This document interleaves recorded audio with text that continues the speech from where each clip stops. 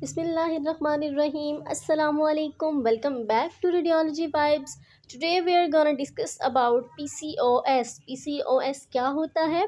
Polycystic ovarian disease है जो कि इनफर्टिलिटी की एक बहुत बड़ी वजह है। जो पीसीओएस से सफ़र कर रही होती हैं औरतें, उनमें जो है वो प्रेगनेंसी नहीं होती, और जो है वो बहुत मुश्किल से प्रेगनेंसी जो है उनकी होती है, वो बहुत मुश्किल से कंसीव करते हैं। तो आज हम इस टॉपिक में पीसीओएस को डिस्कस करेंगे, सोनोग्राफिक फीचर्स देखेंगे, इसके अलावा इसके साइन एंड सिम्टम्स देखेंगे। तो फर्स्ट ऑफ ऑल ओवरलुक ले लेते हैं पीसीओएस का। तो ये हमारे पास टीवीएस स्कैन की वीडियो है, टीवीएस स्कैन की इमेज है, और स्क्रीन पे आपको लेफ़्ट ओवरी जो है वो नज़र आ रही है। So this is the left ovary. As you can see कि इसमें छोटे छोटे से बिल्कुल दानों की तरह से आपको फॉलिकल्स नज़र आ रहे हैं, छोटे छोटे से बने हुए, और बिल्कुल ये जो ब्लैक ब्लैक से नज़र आ रहे हैं एनिकॉइक एरियाज़। अब पीसीओएस पे मैंने एक अलग से बहुत डिटेल में वीडियो बना रखी है, आपने वो वीडियो को लाजमी देखना है। उसका जो लिंक है वो मैं कमेंट सेक्शन में डाल दूँगी, और जो है वो डिस्क्रिप्शन में डाल दूँगी, उस वीडियो को लाजमी देख लीजिएगा। अब देखिए पीसीओएस क्या होता है। पॉलीसिस्टिक ओवेरियन सिंड्रोम है। आपकी जो ओवरीज होती हैं, आपकी जो ट्यूब्स होती हैं, अब ओवरी में क्या होता है कि अंडेदानी में क्या होता है कि छोटे छोटे से अंडे बनना शुरू हो जाते हैं, और जब वो इंक्रीज़ इन नंबर हो जाते हैं, बहुत ज़्यादा हो जाते हैं, तो वो डिज़ीज़ कोज करते हैं। That is the polycystic ovarian syndrome, PCOS या पीसीओडी, जिसको आप जानते हैं। अब ये जो इमेज है ये है राइट ओवरी की। राइट ओवरी में भी सेम केस है, और जो है वो इसका साइज़ 39 है। आपने ये चीज़ नोट करनी है कि जब भी पीसीओएस होगा तो ओवरी का जो साइज़ है वो आपको इंक्रीज़ हुआ हुआ नज़र आएगा।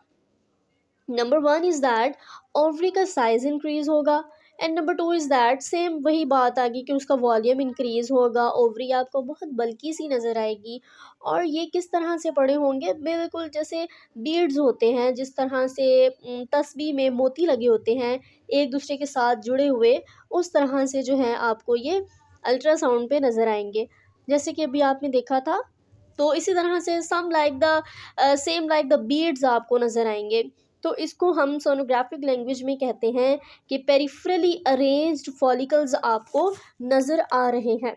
अब ज़्यादा स्कैन जो है वो कौन सा सूटेबल होता है, आप टीवीएस स्कैन करें या फिर जो है वो कॉन्वेक्स प्रोब से ट्रांस एब्डोमिनल स्कैन करें। Both are comfortable, both are good for this. अब ब्लैडर जो है वो अच्छे से फिल होना चाहिए आपका, और जो है वो ट्रांस एब्डोमिनल स्कैन के लिए ब्लैडर फिल होना चाहिए, और ट्रांस वेजाइनल स्कैन के लिए आपका जो यूरिनरी ब्लैडर है वो बिल्कुल एम्प्टी होना चाहिए।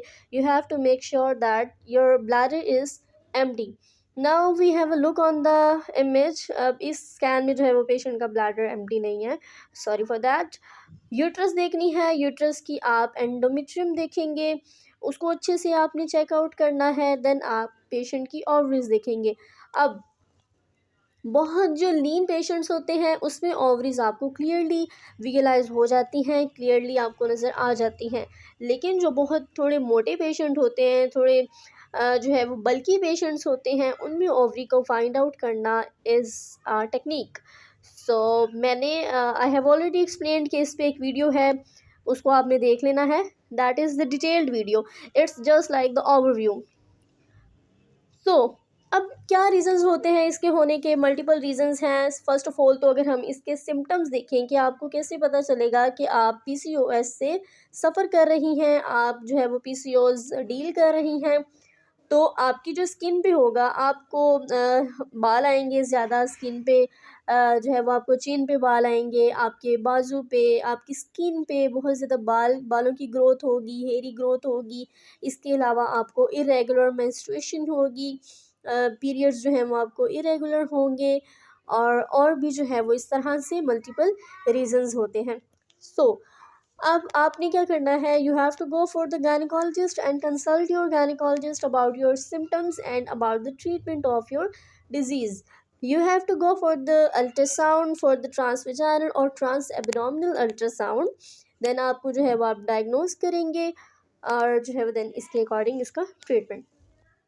अब पीसीओएस की अगर आप एक सोनोलॉजिस्ट हैं, आप एक रेडियोलॉजिस्ट हैं, तो आपने इसकी रिपोर्ट किस तरह से मेंशन करनी है।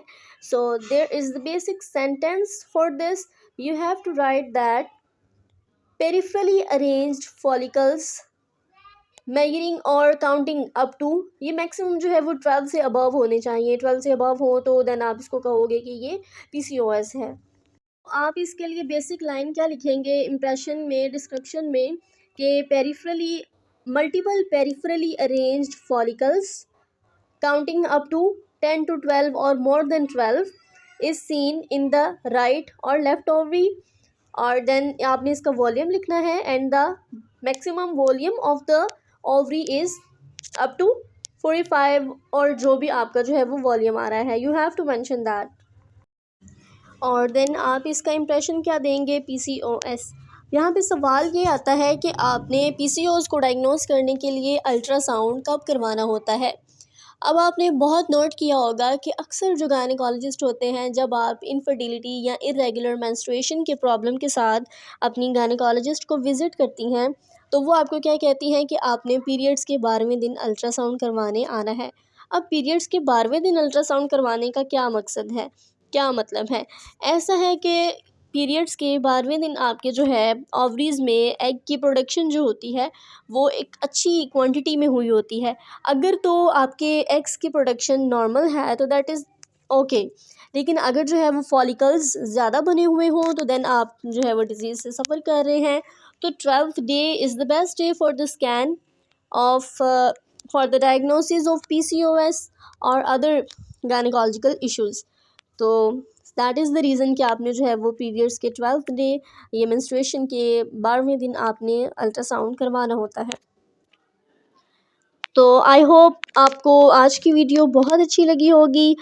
तो अगर आपको वीडियो अच्छी लगी है तो आप चैनल को सब्सक्राइब कर दें, लाइक कर दें और शेयर कर दें। बेल आइकन को दबाना हरगिज़ नहीं भूलिएगा, ताकि आपको आने वाली हर वीडियो की अपडेट मिल सके। और प्रीवियस वीडियोस को चेक आउट कर लीजिएगा। कमेंट सेक्शन में अपनी राय का इजहार लाजमी कीजिएगा कि आपको वीडियो कैसी लगी है। सो इंशाल्लाह मिलते हैं नेक्स्ट वीडियो में, और तब तक के लिए अल्लाह हाफिज़।